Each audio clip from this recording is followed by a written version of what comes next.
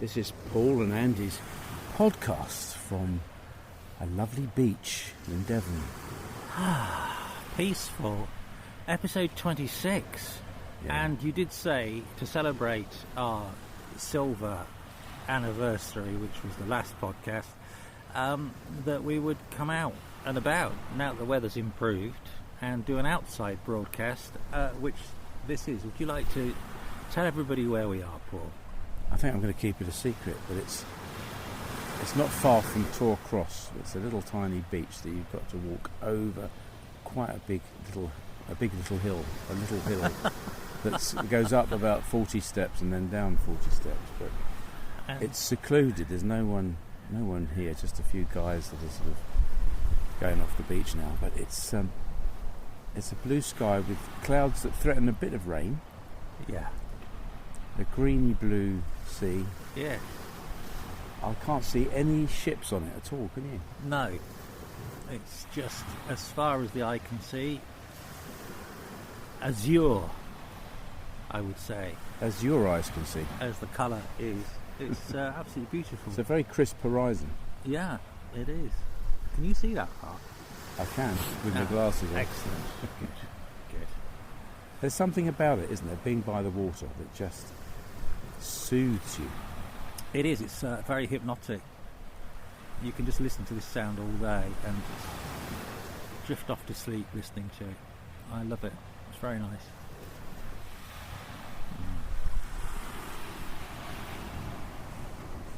Do you remember your first trip to the seaside?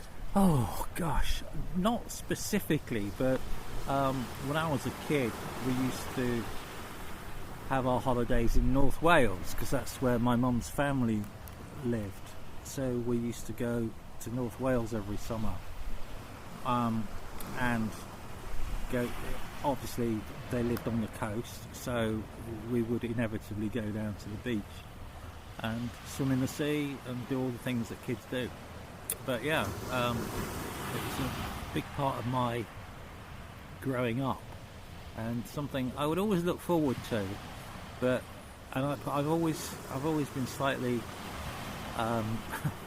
nervous about the sea in terms of swimming in it. Why? Because it's just unpredictable. And my friend drowned when we were 10.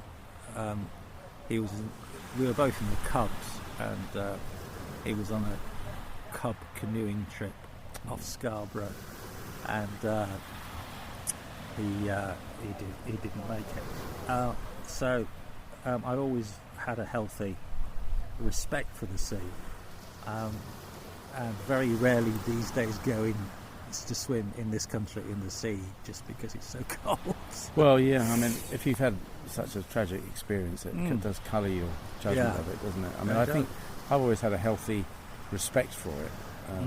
We were introduced to the sea as kids, and I remember it was just our happy place. Me and my brother, we would be whisked off to Broadstairs in Kent. That's between Ramsgate and Margate, and Broadstairs is one of those old Victorian resorts that just has the white cliffs. It has the putting green, the ice cream fountain, you know, the Italian Knickerbocker glories and all that kind of stuff. And it was just a place where we knew our parents would start to unwind and relax, and therefore they would be lovely to be with, and presumably we were too. And first thing in the morning, I remember so vividly pigeons cooing outside the window of the bed and breakfast that we were staying in. Just that, you know, it must have been 6:30 in the morning, and then the milkman going down the street with his electric milk cart and the bottles shaking, and then Dad would say, "Come on, let's get up and go and get a comic and a newspaper." And we'd go and buy a newspaper and buy us each a comic, and we'd give Mum some space, you know, to get ready, and then have a nice cooked breakfast, and then down to the beach huts. We had a beach hut. Oh, great! We kept all our buckets and spades and our paraphernalia, and lilos. Yeah. And lilos were great because, you know, you didn't really lay on them on the sand. You took them into the water and waited to catch a wave. Yeah. A bit like surfboards, but we hadn't even heard of surfboards. No. I don't think the Beach Boys had been invented then. No. Happy days. Surfing USA, Broadstairs style. Yeah. And even now, my happy place is being on the water, working on the ferry.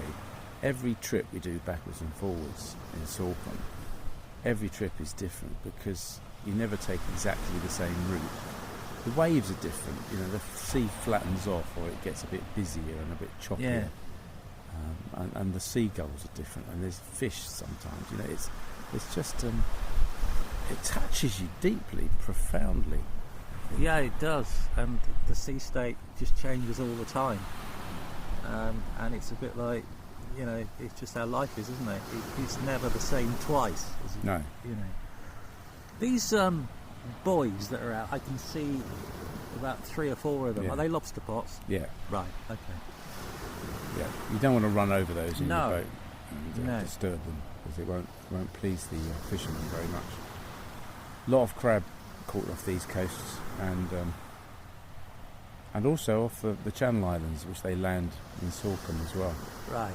Still called Sorkham crab, even though it's actually Guernsey crab. Yes, and I would imagine a lot of them that are caught off Guernsey end up going back to France anyway. Yeah, and apparently spider crabs, massive market for spider crabs in China. So they get crated off. We don't eat them at all. This stretch of coastline holds special memories for me in that I was reporting on it when it got washed away. There's a road called the Slapton Line, and it's just why anybody would build a road there was asking for trouble. But it was a massive storm. I think it was about February. Yeah, and it just got washed away. And I was sent down to report on it for the local telly. Well, the reason they built the road because it's a long way around. To Dartmouth. Yeah. And the road has been washed away on many occasions, hasn't it? But the last time they thought it was the final time. Yes. But it's all intact. But it was a heck of a scene when I arrived, but it's just a real lesson in the power of the sea. I mean, it's pretty calm now as we're just sitting here on the beach talking. But I can imagine when it's rough here, it is something to see and something not to be near, because the size of the rocks that the sea had thrown onto the road were just enormous. It's powerful, isn't it, the sea? Oh, gosh, yeah. I mean, you've seen the power of it on Yes. your transatlantic crossing. Yeah. It's and their frightening. waves are huge, aren't they? Yes. 20 foot, more than that? Easy. 30 foot probably. Yeah, it is just a powerful beast. Yeah. And certainly here in Torcross, they have to have defences in place. That all the houses we passed had incredibly industrial shutters outside the windows. Yeah. And that's to protect them from the rocks that get flung up as much as the waves, I believe. Yeah, I dread to think what house insurance premiums are around here, if you can get house insurance. And the houses right on the front, in terms of maintenance, must be an ongoing job, I would imagine. But, yeah. And presumably at some point the road will be broached and washed away, and the sea will lay claim to where the mere is now, where the lake is, and it will just become a bay. I would imagine years so, to come. yeah. And there is a contingency, well, there has been a contingency, although I don't think anyone's costed it fully, to put a road in behind that to replace the road that arguably will be washed away. Right. But we're talking about stacks of money. Yes. Which, of course, nobody wants to spend at the moment, do they? Whatever. Well, not on that. It's never proportional, is it? The amount of millions you'd have to spend on it for cost. If you did a cost-benefit analysis, it wouldn't benefit as many people as are paying for it. Well, I suppose you could put a toll road up. Yeah. Yeah, and then reclaim the cash. Or back. a bridge. There's been talked about some sort of right, bridge, yeah. I think. Yeah. But building anything this close to the sea is just ridiculous, because you know that time and the tide will not respect anything that you build. That's right.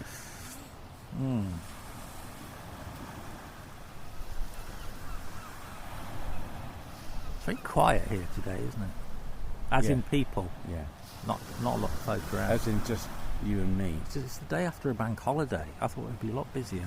Yeah. Oh, I can see a boat over there. I think there's the yacht's under sail. That's nice. We'll be sailing into Dartmouth, I should think. Yeah, I think there are fewer people around. I think we know there's less money around. We know that things are tight, and people pull their haunches in, don't they? Well, it used to be the case, and I think some persons called it a staycation, didn't they, at some point, which is kind of stuck. There was a point in life when to holiday in this country was the cheaper option. Sure. But now it's not. No. It's probably the most expensive option, actually. So I would imagine a lot of people go abroad because they can guarantee the weather pretty much, and it's a chance to get out of this country for a little while. Yeah, and of course everyone always says if you had the climate you wouldn't want to go abroad, you'd stay here, but if you get to an airport and you can get across to Spain or Greece or Portugal or somewhere like that, then you're going south far enough to guarantee some sunshine with your hard-earned money, whereas going to Cornwall, getting a cottage, an Airbnb or one of those can cost you double. Yes. So the economics, I don't know, just don't work out. No, they don't. But it's not. It's something that never gets talked about when you see news stories about tourism industry and all that sort of stuff. Nobody talks about the elephant in the room, which is why is it so expensive to holiday for people in this country? Because of the overheads. You can hear them screaming because it costs this much in council tax, in insurance, getting staff, providing, even if you've got a hospitality business that's providing food, the price of food's gone up a lot, hasn't it? Yeah. So it's difficult. Would you entice people to come if it was cheaper? Well, that's arguable, isn't it? I know that we weigh it up very carefully. We're going to have staycations this year, but that's because we want to see family in this country and spend time, but it's costing a lot more. Yeah. And we could get 2 weeks away in Greece for the money, so it is difficult. But then we are lucky here, aren't we? We do have we've got a lot of coastline. Yeah, I mean, we're very lucky in that we live in a place where people come on holiday. Yeah. So, I mean, what is there not to like? But at the end of the day, I'm not a massive fan. For me, a holiday is a rest. Generally, it's not I don't have to go away to have a holiday. Holiday is about a state of mind, and just a sort of. It's almost like a spiritual thing in terms of getting away from it all. You can do that sitting at home, I think. Yeah, you can, and I think that demonstrates a sort of island mentality in you, because we forget, I think, that we are an island. We are islanders. We are proud, sometimes even jingoistic islanders that are proud of who we are and what we do. And we've got water all around us. Many countries are landlocked. They haven't got any coastline at all, have they? So you don't have to strike out for many hours before you hit the sea. And I think that actually, as islanders, we're quite happy by ourselves. We're quite self-contained. Does that make sense? I'd like to think so. But I've never really thought about it. I suppose as islanders, you can either feel two ways, can't you? Either isolated or content, as in protected, as in we're surrounded by sea, therefore unlikely to be invaded. I'm not Don't get sure. political on me. I'm not getting political, I'm just saying there are two ways of looking at the same situation. Absolutely. And so, well, there are more than two. But, you can, as an islander, feel isolated and cut off, or you can feel happy and kind of protected and a bit insulated rather than isolated. Yeah. That's right. Insulated rather than isolated.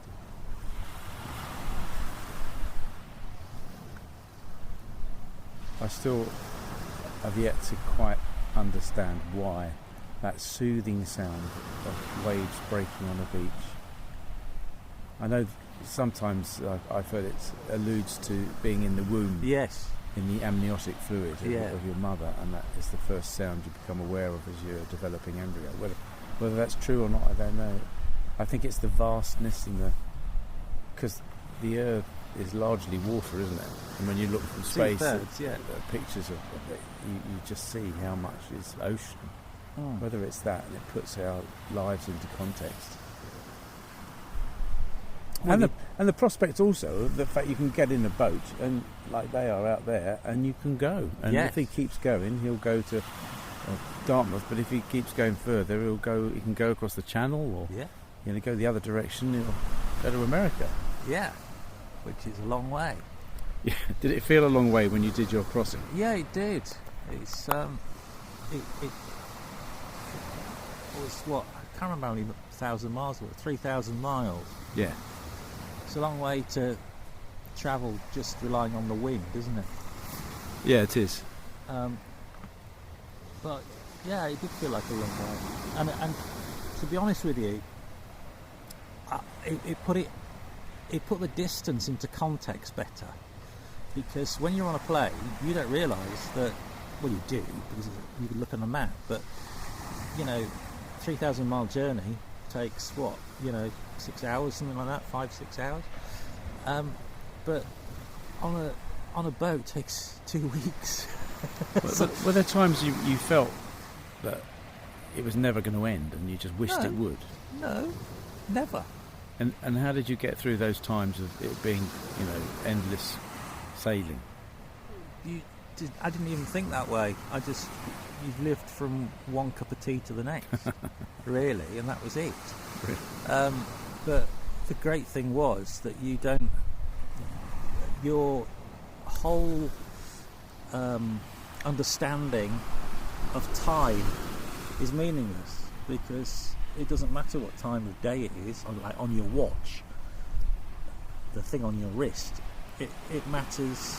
It doesn't matter. It just matters what the sea state is, how the wind's doing, and it doesn't really matter if it's night or day, because it's continuous. Mm-hmm. So time just becomes meaningless as a concept. So it's quite a bizarre experience.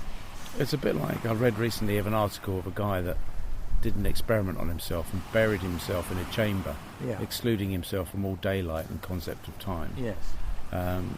Unsurprisingly, nearly went completely stark staring bonkers as a result. But they were measuring him on the surface, how his heartbeat altered, and he was a couple of weeks ahead in his head of time. He lost all sense of time and no circadian rhythm to kind of lock into. The sun rises, the sun sets, none of that. So I can see that a long voyage would be like that. The longest voyage I've ever done in a boat has been across the Channel in an old Brixton trawler called Provident, which was fabulous to do. And when you got all the sails up, real picture, fantastic picture.